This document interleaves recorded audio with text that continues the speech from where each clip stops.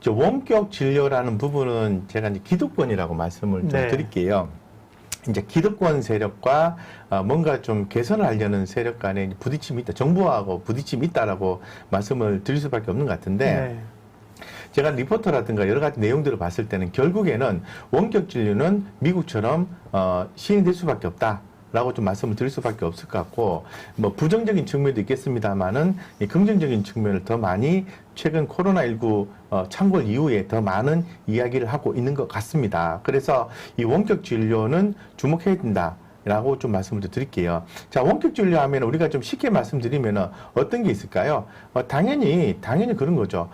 멀리 있는 사람을 진료한다. 이런 쉽게 좀 생각하는 부분이죠. 그래서 결론적으로 보면은, 의료기기 회사들에 대한 재평가가 이루어질 수 있는 하나의 어떤 통로라고 볼 수 있을 것 같아요. 그래서 방역당국이 코로나19 백신 접종 완료자 및 50대 미만 재택치료 검토 소식을 한다는 거죠.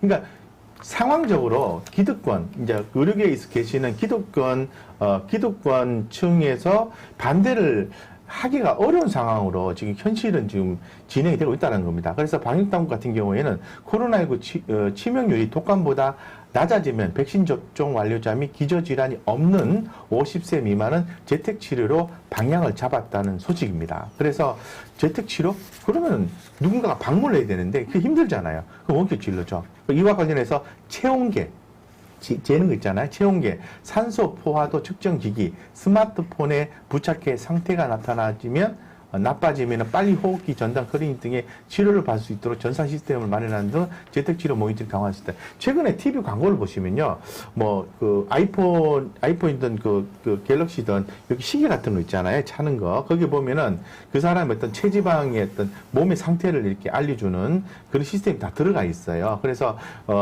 법적으로 허용되는 범위 안에 들어가 있는데, 어쨌건 원격 진료, 그죠? 원격 진료, U 헬스케어라고 합니다. 원격 진료 테마는 성장할 수밖에 없어요.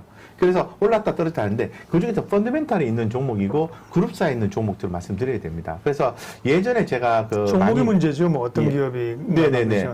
네. 지난번에 이제 제가 여기서도 말씀드렸고 우리 또 머니투데이 방송에서도 방송에 말씀드렸는데 차바이오텍 있지 않습니까? 차바이오 지난번에 급등을 했었는데 보니까 지금 또 많이 빠졌네요. 네, 차트 그때 일어났습니다. 뭐 네. M&A가 있었던가 어쨌든 엄청나게 이슈가 됐었는데. 네, 이슈가 돼서 올랐고 네. 다 빠져버렸습니다. 하지만 차바이오텍은 성장성이 있는 기업이고요. 네. 또 LA인가 미국 쪽에 병원이 있는 걸로 제가 알고 있습니다. 계속해서 성장할 수 있으니까 차바이오텍 갖고 계신 분들은 괜찮다 이렇게 보시면 되고요. 그 밖에 이제 인성정보 이런 종목들도 있는 거죠.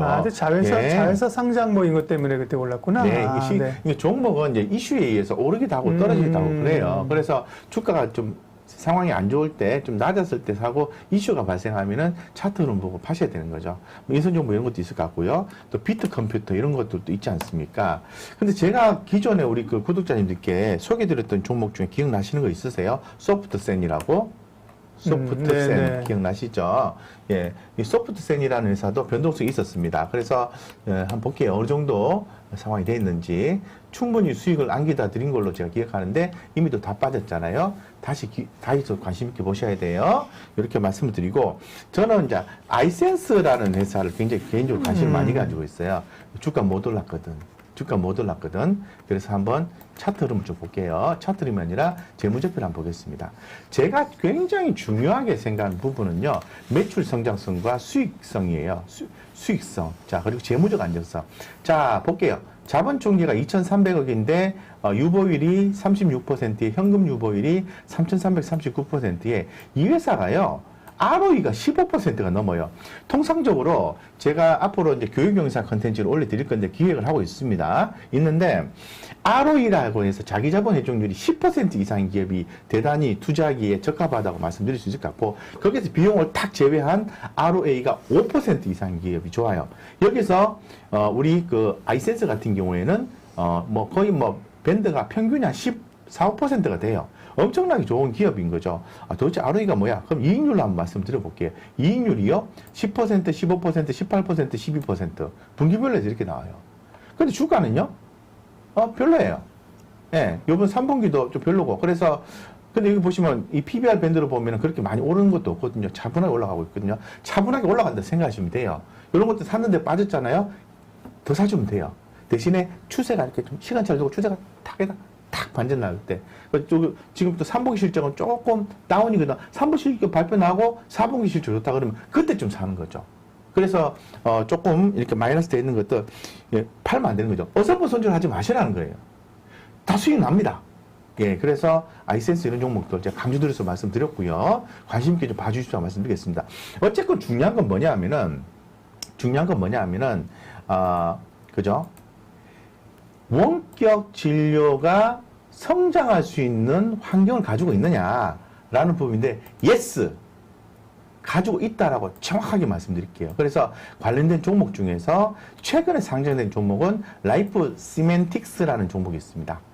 리포트가 엄청나게 또 나와주고 있습니다. 리포트가. 이런 것들도 보호예수 물량 착착착착착 체크하셔가지고 잘 대응을 하셔서 끈기 있는 투자 중에서 꼭 좀 선곡 투자를 좀 해주시기 바라고요.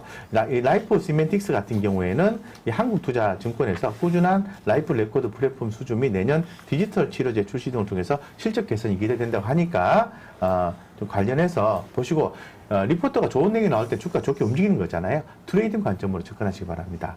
예, 네. 이렇게 말씀드리겠습니다.